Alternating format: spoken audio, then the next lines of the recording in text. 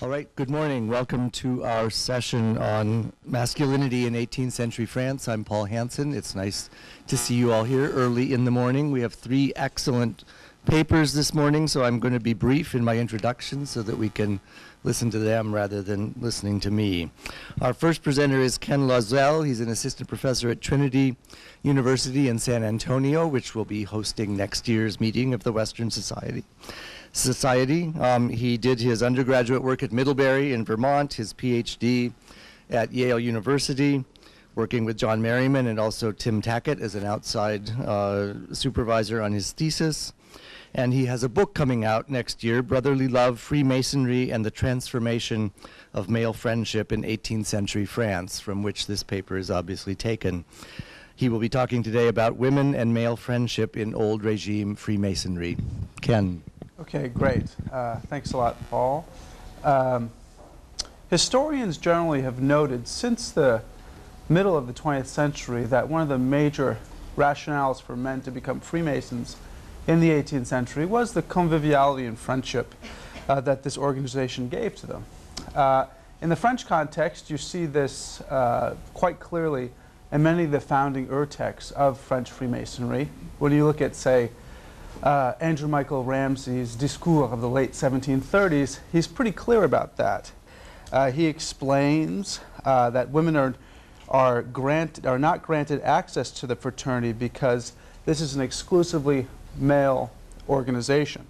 Women, it's feared, will introduce the element of sexuality, thus transforming Masonic friends into potential bitter rivals for female affection. And this idea of Freemasonry as a bastion of male friendship, to which women do not have access, is reiterated throughout in letters, lodge speeches, apologetic works, exposures, all throughout the century, all the way down to the Revolution. Now, such statements are seemingly at odds with the fact that by the end of the old regime, you have at least 50 lodges that were known as adoption lodges. Adoption lodges are not lodges you have, say, starting in the late 19th century in France, that are women and completely run by women. These are les loges féminines de France. In the 18th century, these adoption lodges were different. These adoption lodges were mixed gender. They were men and women.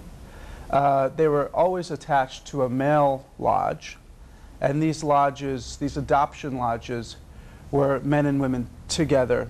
Women were initiated into some rituals, but it was not the same thing as modern female Freemasonry in France. So just to keep that in mind, an adoption lodge is distinct.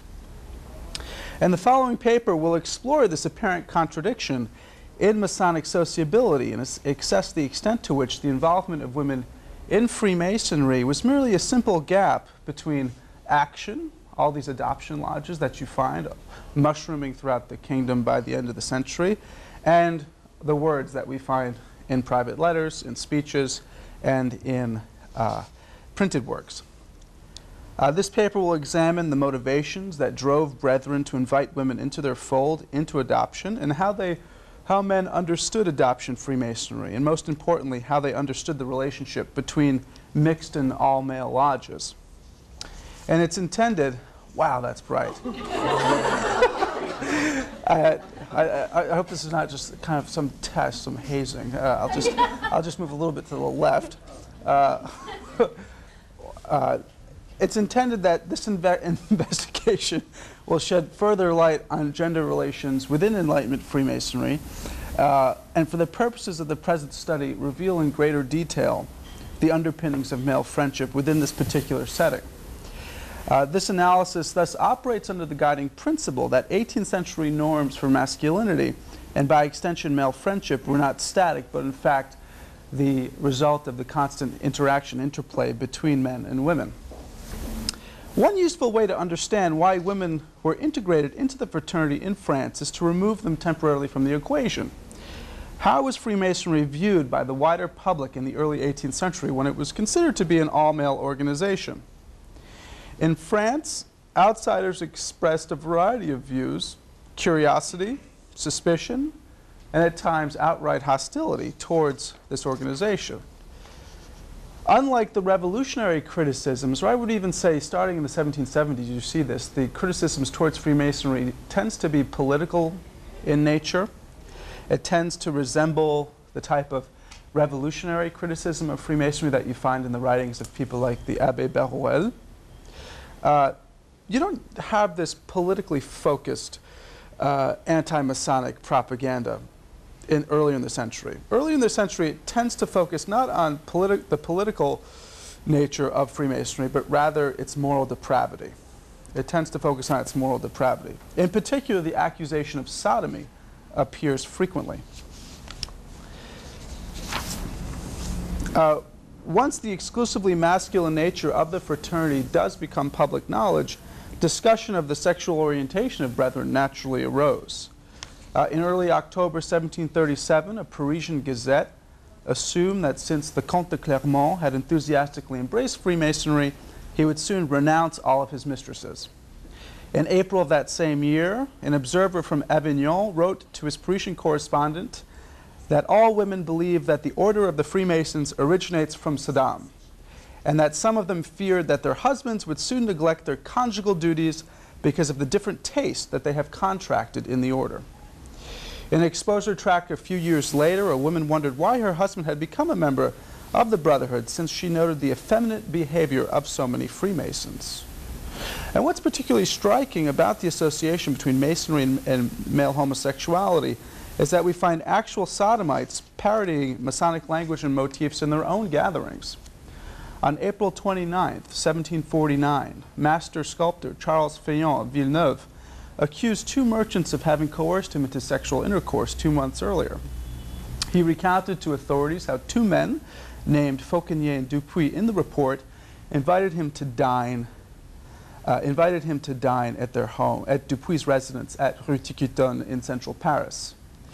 Fillon stated in the report that at the end of the meal, Fauconnier locked the door of the room where they were, and then they both asked Fillon if he wanted to become a Freemason. Both men then stripped naked from the waist down before Fillon and invited him to, quote-unquote, enter into our society. When Fillon refused, Dupuis and Fauconnier apparently proceeded to sodomize him by force. In its early years, French Freemasonry therefore faced the challenge of affirming the asexual nature of the male friendship cultivated inside and outside the lodge. How did the Brotherhood address this issue and empty male socializing of its homoerotic potential? The most straightforward way brethren went about this, about desexualizing the relationship, was by making great efforts to affirm their heterosexuality and affection for women to outsiders. Shortly after his initiation in September 1737, wine merchant from Épernay, Bertin de Rocheret, composed a lengthy letter to two female correspondents where he assured them that the dreadful idea that one has put forth about Freemasonry concerning the fair sex is nothing more than a miserable calumny. Early statutes of the order also made a visible effort to institutionalize heterosexuality. In one set of widely circulated regulations in the 1730s, a Mason's sexual orientation was deemed so important that it immediately followed the fundamental principles of believing in God and respecting the French monarchy. Even though simply suspected of sodomy, could not be considered for membership until all these accusatory clouds had lifted. No man, indicated the third statute, suspected of infamous and perverted vices, vices infâmes et dénaturés, will be admitted unless after 3 years he has given resounding proof of his love for the fair sex. When viewed in this context of confronting the inherent issue of homosexuality and male friendship, the purpose of adoption lodges now becomes clear. The slow yet constant integration of women into Freemasonry via adoption from the late 1730s onwards was the most concerted effort on behalf of French brethren to affirm their identity as heterosexual men. By inviting spouses, female love interests, or women from their extended kinship network, such as nieces, into their fold, Masons were able to display in a straightforward and visible manner their conventional social and moral character. The inversely proportional relationship between accusations of sodomy and the number of adoption lodges attests to the success of this strategy. During the second half of the century, as I mentioned earlier in this talk, attacks against Freemasonry were no longer preoccupied with sodomy and moral depravity, but had rather shifted their focus to the political dangers the craft's growing and heterogeneous membership posed to an old regime social organization of strict hierarchy. So important was the Adoption Lodge in shoring up male friendship against the shadow of sodomy that Masons were willing to tolerate a great deal of disorder these assemblies engendered. At some point in 1777, the St. Sophie Lodge of Paris initiated an internal debate on the future of these assemblies. The manuscript record of this discussion indicates that the lodge leadership and perhaps members of the Grand Orient — the Grand Orient is just the central administrative hub of Freemasonry in the 18th century and still is today, along with the Grand Lodge. They have this little silly rivalry between each other. As well, were shocked to discover that some brethren in the city — it's not indicated if St. Sophie members were among them — were using the Adoption Lodge as a venue to invite prostitutes to their festivities. One lawyer, Louis Trincano, lamented, "It's only too true that under the pretext of an adoption lodge, some Masons, unworthy of this name, have assembled women of corrupted morals, and they have committed very condemnable excesses under the auspices of our respectable mysteries." However, he argued that the presence of these women was a scandal, it was an abuse to be eradicated swiftly. It was nevertheless essential to maintain the Adoption Lodge format. Otherwise, he warned, in citing well-known examples of homosexuality from classical literature, what would become of Masonry? Could it avoid the odious reputation that the sacred band of Thebes had long ago in Greece, and the reputation that has obscured the glory of Socrates? Agreeing with Trincano, the rest of the lodge decided to leave intact the adoption format despite recent problems. By using the figure of the woman to empty male friendship of its potential eroticism, Freemasonry reflected wider cultural trends at work during the Enlightenment. In his work on male friendship in French literature in the 18th century, Edward Johnson has argued that authors diffuse the moral and sexual ambiguity of friendship between men by explicitly showing them to be within the heterosexual norm. Such a paradigm was achieved, argues Johnson, by making women a prominent object of sexual desire, demonstrated through marriage, courtship, or even episodes of rivalry between friends. Like these literary works, Enlightenment Freemasonry affirmed the non-sexual nature of its male bonds by using the women, and by extension the Adoption Lodge, as a powerful instrument in mediating the sexual equivocality inherent in male friendship. In this way, the presence of women in Freemasonry did not jeopardize friendship, as some brethren feared, but on the contrary, reinforced its distinctiveness as a platonic, sentimental, non-sexual bond. However, we have a problem.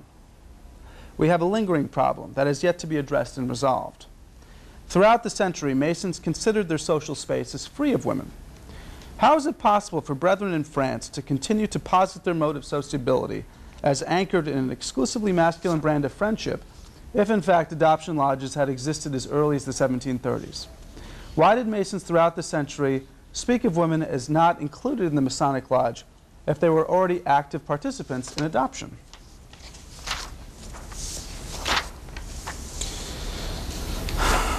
Where did I slice it? I don't even remember. Here, hold on.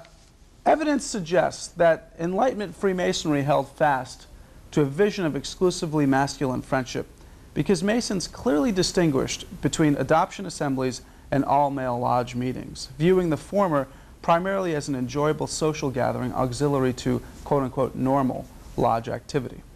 This conscious act of spatial segregation can be perceived in all stages of planning the adoption lodge. First, adoption lodge meetings typically took place in physical settings outside all male lodge meetings, such as in private or public gardens. In 1777, the Contrat Social Lodge of Paris debated whether to allow another group of Masons to hold an adoption ceremony on its premises.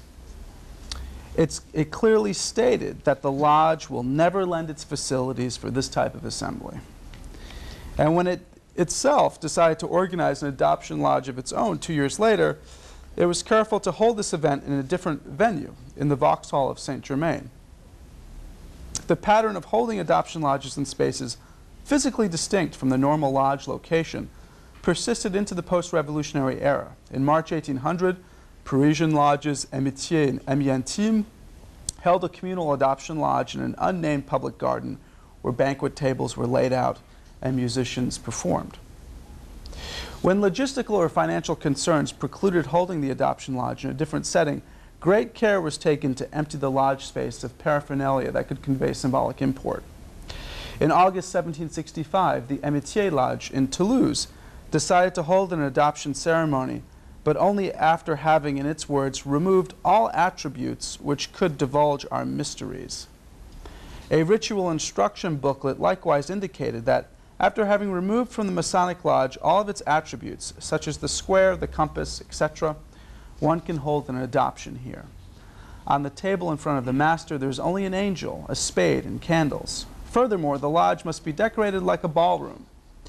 Eyewitness accounts, such as those of the diplomat Bourret de Coberon, indeed indicated that dancing along with theater, drinking, and dining all highlighted the adoption experience.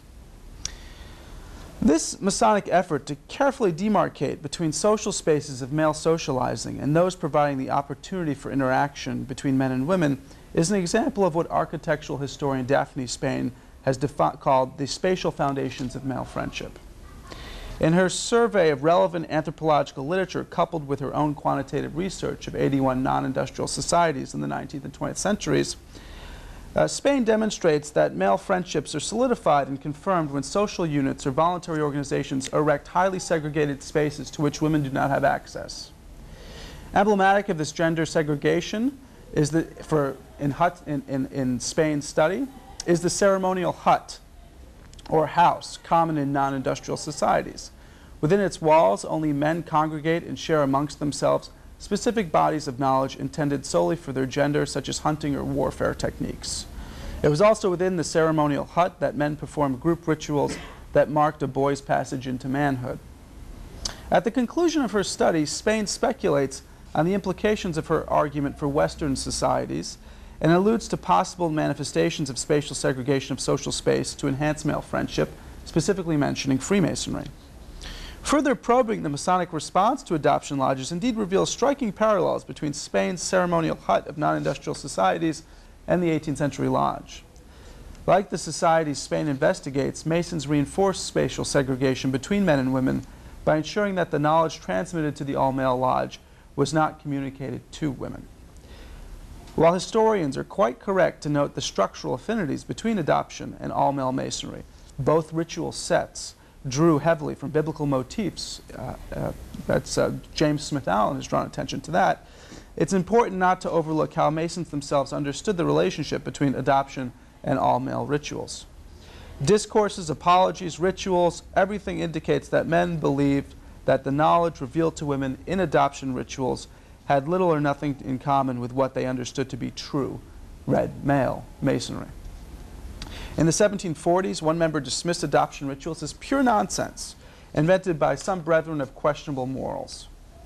The topic of adoption arose in a widely circulated published exchange between an inquisitive outsider and a Mason later in the century, explaining the difference between Freemasonry and the Order of Mopes, which is a para-Masonic organization that had great success in Central and Western Europe, amongst the upper nobility primarily. A Mason explained to an inquisitive outsider that this second group had abandoned the fundamental article of Freemasonry, the exclusion of women. But the outsider quickly retorted, "I know that there are women who are Freemasons. This Masonry, is it not the same as the Masonry of men?" To this, the Mason simply replied, "There is not even a relationship between the two." So this notion that the esoteric knowledge communicated in male rituals was to be kept entirely secret from women, this reappears in lodge meetings. In early 1784, during his inaugural address to his lodge, the Réunion des Étrangers Lodge, Ernst Friedrich de Walterstorff, I'm sure I'm butchering his name, clarified that though women were welcome in the adoption context, men must never reveal to them the symbolic content of male rituals. In his words, the adoption lodge was a means to unite women closer to us without revealing the great secrets of Masonry. And if ever a woman were to inquire into male rituals, he offered the following advice. "Let us say to our lovely companions, our hearts are yours, we offer you the most tender praises, but the secret of Masonry is not ours. It is our Father's and of our children. Do not ask a secret that we cannot reveal to you. By stressing that Masonic knowledge could be transmitted only through the circuit of male lineage, Wolsterstorff affirmed that women were inherently excluded from these secrets. Some women did in fact complain that they received different lights than their spouses, lights in quotation marks, it's the word they used, during the adoption ceremonies, but Wolterstorff remained convinced that no Mason would reveal the inner workings of the all-male lodge. "Who among us, my brothers," he asked his brethren, "could be so weak-willed as to violate this seal of tenderness, this seal of friendship?" Now, this paper has argued that the inclusion of women into Freemasonry played a critical role in diffusing the potential eroticism of male friendship by affirming the heterosexuality of brethren. Such an argument affirms the significance of the Adoption Lodge to the wider associational culture of Enlightenment Freemasonry, as Margaret Jacob and others have contended.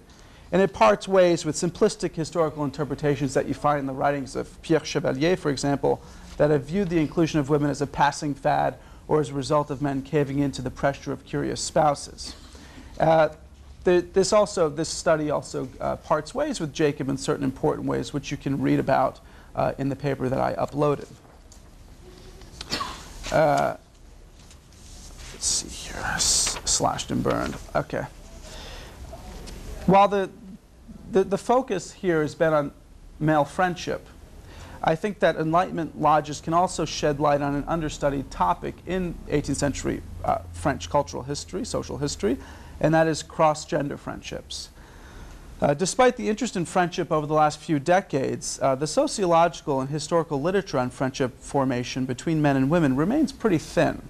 The little work undertaken on 18th century male-female friendships has revealed that these relationships face the exigencies of being perceived within and outside of the dyad as unconsciously or deceptively rehearsing, enacting, or obstructing romantic or sexual involvement. The Adoption Lodge recognized this problem of sexuality and cross-gender friendship, and orators urged men and women to cultivate friendship rather than love within the lodge. Did cross-gender friendships in adoption take form in any meaningful way? And if so, how did men and women rhetorically and behaviorally manage external perceptions of the dyad as something more than friendship? Such investigations not only can offer us a full understanding of Masonic associational culture, but they can equally serve as a fruitful point of entry into the broader and complex issues of gender relations and mixed sociability during the Enlightenment. Thank you.